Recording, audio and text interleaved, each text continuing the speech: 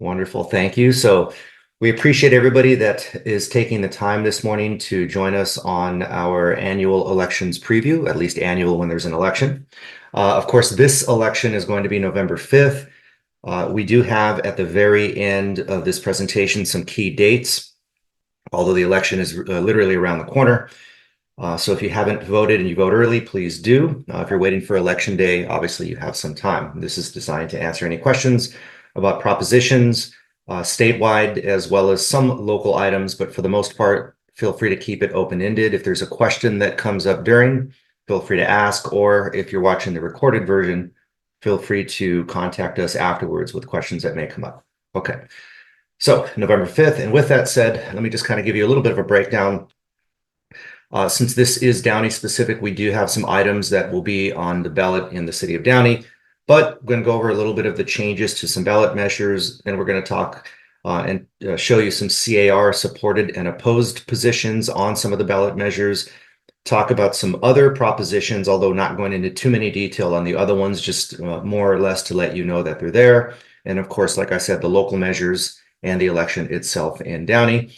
There is some time for questions and answers, but again, feel free to ask as we go through. And of course, for those of you that don't know, my name is Louis Lujan. I'm the Government Affairs Director with the Greater Downey Association of Realtors. Okay, so the first item that I did want to go over is ACA1, and this is a constitutional amendment. That's what the CA stands for. And the reason why I wanted to start off with the constitutional amendments is because you didn't see them in the primary. These are constitutional amendments that obviously are, or maybe not so obviously, are reserved for the general election. So I'm telling you that because you may have heard about these constitutional amendments around the primary time, but you didn't vote on them at that time. They were just being promoted. So I didn't want anybody to get confused on that. You have not voted on this one before. This is something that you'll see for the first time. And this was the one that CAR was opposed to during the primary, but again, not on the ballot. It was being promoted at that time, and it would lower the voter approval threshold on local taxes and bonds from 2/3 to 55%. And essentially, what this constitutional amendment would do, in the simplest way to describe it, is that it would give local government agencies a lower threshold to impose fees. So essentially, it makes it easier to impose a fee on local residents of a city. So CAR obviously felt that doing so would be problematic because we would see across cities and towns an increase in fees and taxes. Let me admit somebody here. Okay. So there was some changes from the time of the primary to now where you're going to see it on the ballot. So now it includes several changes that CAR has in the past and lobbied for and was successful. And some of them I've listed there at the bottom: more limited definition for public infrastructure, strengthening of the prohibition against the use of bond funds to acquire single family, 1 through 4 units, and the removal of other language. So in simple terms, again, when this was first proposed, CAR was vehemently against it because it was, in the simplest language, just giving cities and towns the authority to increase taxes and fees at a 55% threshold, meaning 55% of the people, if they voted yes in favor of a fee or a tax, it would pass, whereas currently it's 2/3. So it's quite a big difference. But CAR felt that they wouldn't be able to defeat it, but that they would be able to get it watered down, so to speak. And that's what is happening. So that's what you'll see, ACA1 on the ballot. Now, ACA 13 is a similar in the sense that it's a constitutional amendment. And this was also opposed by CAR during the primary season. And this would, ACA 13 would make it much more difficult to limit taxation in California by requiring initiatives that raise the vote threshold for state and local taxes to be approved by the same threshold. Now, CAR was prepared to engage in the opposition to this to defeat ACA 13 on the ballot, but it has been pushed back to the 2026 ballot. So what we're seeing essentially is we're seeing two kind of similar constitutional amendments, one of which we just talked about in the previous slide. And then now they're going to wait to see the outcome of the previous one to see what to do on this one. Now, obviously, you're going to see this one in 2026, but CAR is planning a long-term battle for both constitutional amendments, because what's essentially happening is that if this one fails, the people that are trying to lower the threshold to make it easier for taxes and fees to be imposed, if they fail, they're going to just try again, and CAR is basically poisoning themselves to see what direction to move in if the other one passes. Now, I guess before I go on to the next couple slides, what I really want to give you an overview of is we're beginning to see, and we've seen this in the last maybe I mean, even if you want to go back further, 10 years, how the state is trying to find ways to allow for cities and towns to kind of impose their own taxes with a lower threshold. And we've been opposed to that for years. You know, we feel that the 2/3 threshold is fair, and to move it to 55% would just make it easier for a bunch of fees and taxes to appear on the ballot. That's the overarching kind of argument there. Okay, now I'm going to give you just kind of a few seconds here to look at all the numbers and where CAR stands on some of them here. So we're talking 3, 5, 33, 34, and whether or not there's support or neutral right at the end there, so you can see. Now, like I said, I'm not going to go into too much detail on each one of them, because I think the most important one that you've heard about, at least important to our industry, is Prop 33. And again, this is the rent control bill, and again, making its way through the election process. Another attempt to repeal Costa-Hawkins. Of course, Prop 33 is opposed heavily by CAR, the Apartment Association, the groups that we would typically see that would stand with us in opposition to anything regarding increased rent control. Again, we're opposed to that. So there's CAR has selected positions on some other ones as well. So Prop 3, that's a repeal of Prop 8 from 2008. They support that. Proposition 5, this is the one that lowers the vote threshold for the local measures to fund housing projects. This one's focused more so on schools. They're neutral on that. And then Proposition 34, which requires specified healthcare organizations to hire a percentage of their revenues on direct patient care. Again, not directly related, but CAR does support the proposition. And here, let me let someone in here, the waiting room. So one of the things that I want to make sure that everybody is aware of when it comes to propositions is that if you are confused, you're not alone. I would highly recommend that if you read them and then still don't understand them, just reach out and ask. We can provide as much information as possible. But the one that you really, really want to hopefully oppose is Prop 33. Again, this is the rent control item on the ballot that we're seeing again. And guess what? We're going to continue to see it as time goes on. So we got to continue to fight it and oppose it. Someone asked me the other day, by the way, I get the question all the time about the numbers. You know, how are propositions assigned? It's literally random. It's a random number generator that they just assign these things. And I bring that up because sometimes you'll see a proposition with the same number in similar, you know, like in year 1 and year 2 and year 3, it'll have the same number, but completely different ballot measures. So anyway, that's just a little side information. If you see a number, just make sure you're looking at the right proposition. Again, Prop 3, this is the same-sex marriage proposition. So just a little bit more of information on there. And this again is CAR supported. Again, not going to go into detail, but you can take a look at those bullet points right there. Are there any questions so far about any of the ballot measures or anything in general about CAR's position on anything? I don't see anything. Let me see. I do see something in the chat here. I think that was just yes to whether or not you can see the presentation. Okay. So here's a neutral proposition, which is 5, Prop 5.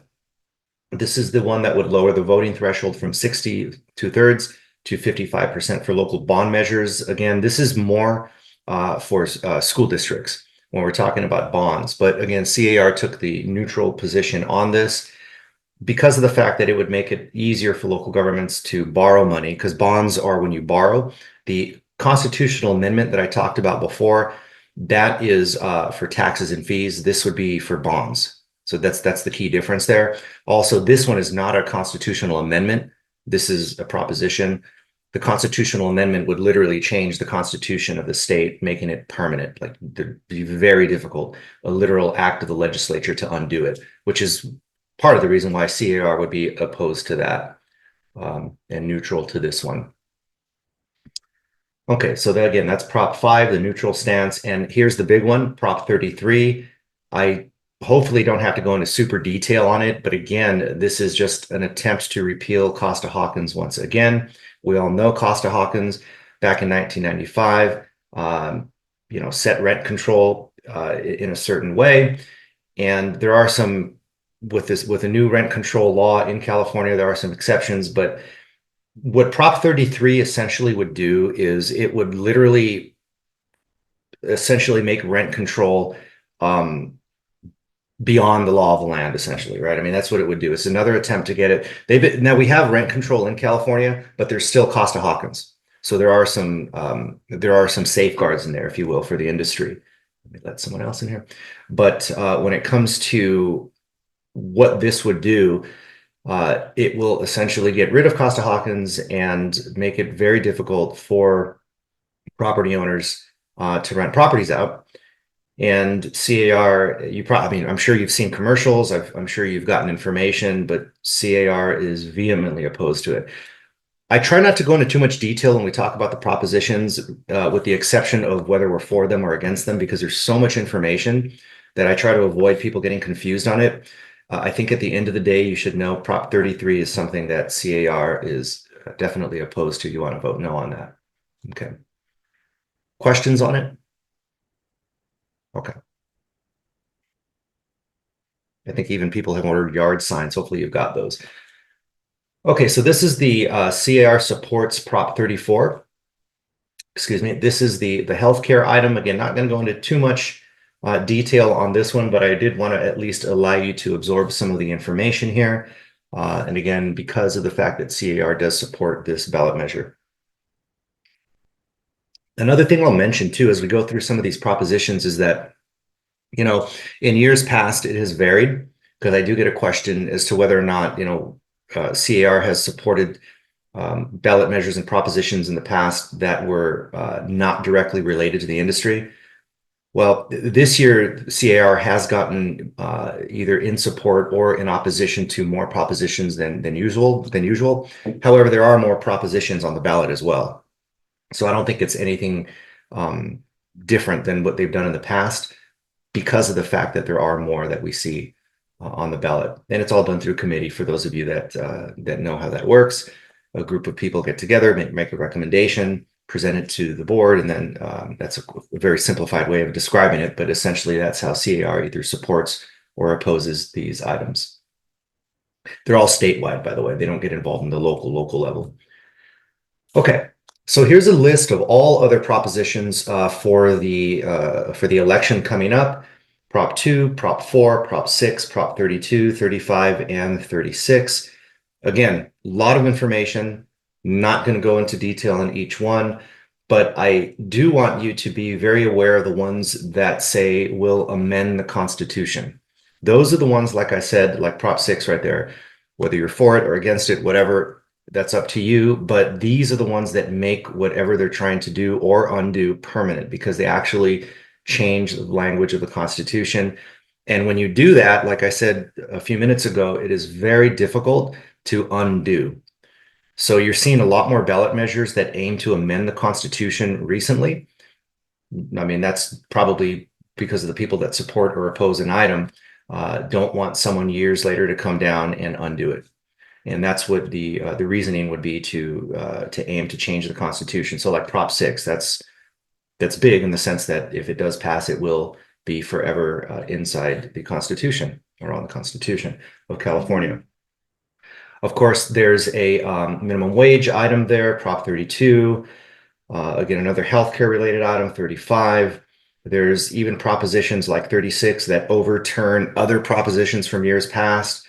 I mean, it gets confusing, is my ultimate point. So I always advise people, if you see a prop and you're not clear on it, ask. And if you're still not clear on it, be careful on how you vote yes or no, because your vote actually does matter and it does carry a lot of weight. So just be as educated as possible. And of course, we are here as resources. And if you're curious as to whether or not CAR supports or opposes, we can also provide that information. Okay, now some local measures. This is Downey specific here, but before I go there, any questions statewide, federal, state, anything with regard to propositions or anything in general? I don't see anything here. Okay, so I'm sure we've all heard of Measure D. This is the public safety and local control measure, as they call it. And if passed, it would be a locally controlled quarter-cent sales tax increase to provide funding for residents identified properties and maintaining 911 and medical emergency response time. So essentially, it's a tax for public safety. That's how they're marketing it, and that's the argument for it. There's a lot more information on it on the Downey website, but again, this is Downey specific, so you're not going to see it if you're not in the city of Downey itself. Now here's the local council elections. I didn't want to go into full-on campaign platforms and stances for each candidate, but these are the candidates that you'll see, and these are the candidates that I believe we did interview as an association. But again, the districts as well as who's running in the city. There's a lot. The city of Downey, in terms of the city council, has elections, as you know, every 2 years, but this go around could literally change the balance and the structure on the city council. So you definitely want to be educated on who you vote for and what they stand for. And of course, some school board races there at the bottom, and the Board of Trustees for Cerritos College, which does overlap with the city of Downey a bit there. Questions on any of the candidates or anything in general? Okay, I'll leave that up for a minute there. So you can see we got a lot going on, proposition-wise, statewide, as well as local. And then there's county measures that I didn't even get into. There's a district attorney's, there's a lot going on, but I wanted to focus specifically on the propositions and the local elections to give you an idea of what you'll see on the ballot. Now, I always get the question, how do I find out where I vote? The digital version here has a link you can click on, which will make sure everybody has, so you can find your polling location. Again, if you are going to vote early and by mail, you want to make sure it's postmarked by November 5th. And turned into a ballot box 8 p.m. by 8 p.m. on November 5th. I got an interesting question yesterday that I rarely get, and that is what happens if you make a mistake on the ballot. There's this rumor going around right now that if you make a mistake on the ballot, you can cross it out. I wouldn't trust that. You can request a new ballot. And the way you do that is you can either drop an email, you can call, you can go on a social media page, but you want to do it through lavote.net. So lavote.net is where you would go if you make a mistake, because there's so many items on the ballot that this person actually accidentally voted yes and no for an item. What they'll do in that case is, what we're told they'll do is they'll invalidate that particular item, but the rest of the ballot will count. Okay, that's an easy one, but you cannot go and cross it out and put an explanation on there. That's the rumor that's going around. You cannot do that. It doesn't make sense. In fact, if you do that, you might invalidate other parts of the ballot by writing something on it. You don't want to do that. Then your vote won't count.